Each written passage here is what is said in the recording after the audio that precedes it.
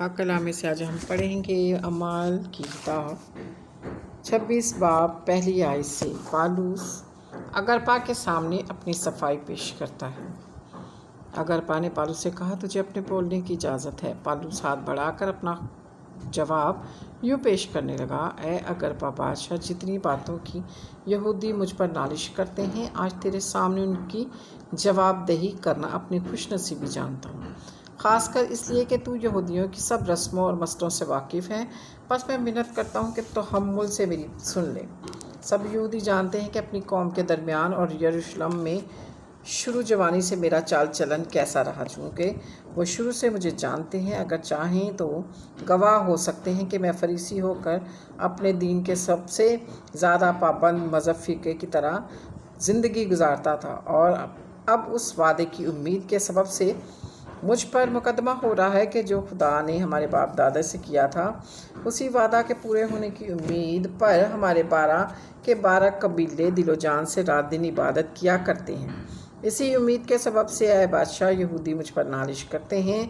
जब कि खुदा मुर्दों को जिलाता है तो ये बात तुम्हारे नज़दीक क्यों गैर मुतबई समझी जाती है?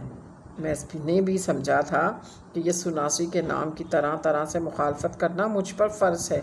चुनांचे मैंने यरूशलेम में ऐसा ही किया और सरदार काहिनों की तरफ से इख्तियार पा के सब बहुत से मुकद्दसों को कैद में डाला, और जब वो कत्ल किए जाते थे तो मैं भी यही राय रख देता था और इबादत खाना में उन्हें सज़ा दिलाकर ज़बरदस्ती उनसे कुफ्र कहलवाता था, बल्कि उनकी मुखालफत में ऐसा दीवाना बना कि गैर शहरों में भी जाकर उन्हें सताता था।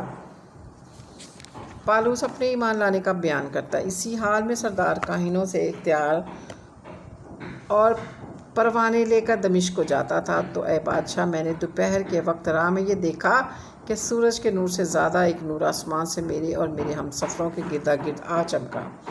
जब हम सब ज़मीन पर गिर पड़े तो मैंने इब्रानी ज़ुबान में ये आवाज़ सुनी, ऐ साउल, तू मुझे क्यों सताता है? पीने की आर पर लात मारना तेरे लिए मुश्किल है। मैंने कहा, एक खुदाम तो कौन है? खुदाम ने फरमाया, मैं यस्सू जिसे तू सताता है। लेकिन उठ अपने पाँव पर खड़ा हो, क्योंकि मैं इसलिए तुझ पर ज़ाहिर हुआ हूँ कि तुझे उन चीज़ों का भी खादिम और गवाह मुकर्रर करूँ जिनकी गवाही लेकर तूने मुझे देखा है, और उनका भी जिनकी गवाही ले के मैंने तुझ पर ज़ाहिर हुआ करूँगा। और मैंने तुझे इस उम्मत और गैर कौमों से बचाता रहूँगा जिनके पास तुझे इसलिए भेजता हूँ कि तू उनकी आँखें खोल दे, ताकि अंधेरे से रोशनी की तरफ और शैतान के इख्तियार से खुदा की तरफ रज्जू लाएं, और मुझ पर ईमान लाने के बाइस गुनाह की माफ़ी मुकद्दसों में शरीक होकर मेरास पाएँ। इसलिए ऐ अगरपा बादशाह, मैं उस आसमानी रोया का नाफरमान ना हुआ, बल्कि अपने पहले दमिश्कियों को, फिर यरूशलेम और सारे मुल्क यहूदिया के बाशिंदों और गैर कौमों को समझाता रहा कि तौबा करें और खुदा की तरफ रजू ला कर तौबा के मुआफिक काम करें। इन्हीं बातों के सबब से यहूदियों ने मुझे हैकल में पकड़कर मार डालने की कोशिश की, लेकिन खुदा की मदद से मैं आज तक कायम हूँ। छोटे बड़े के सामने गवाही देता हूँ, उन सब बातों के सिवा कुछ नहीं कहता जिनकी पेशन गोई नबियों और मूसा ने भी की है, कि मसीह को दुख उठाना ज़रूर है, और सबसे पहले वही मुर्दों में से ज़िंदा होकर इस उम्मत को और गैर कौमों को भी नूर का इश्तिहार देगा। जब वो इस तरह से जवाब दे ही रहा था तो फेस्तुस ने बड़ी आवाज़ से कहा, ऐ पालूस, तू दीवाना है, बहुत इल्म ने तुझे दीवाना कर दिया है। पालूस ने कहा, ऐ फेस्तुस बहादुर, मैं दीवाना नहीं बल्कि सच्चाई और होशियारी की बातें करता हूँ।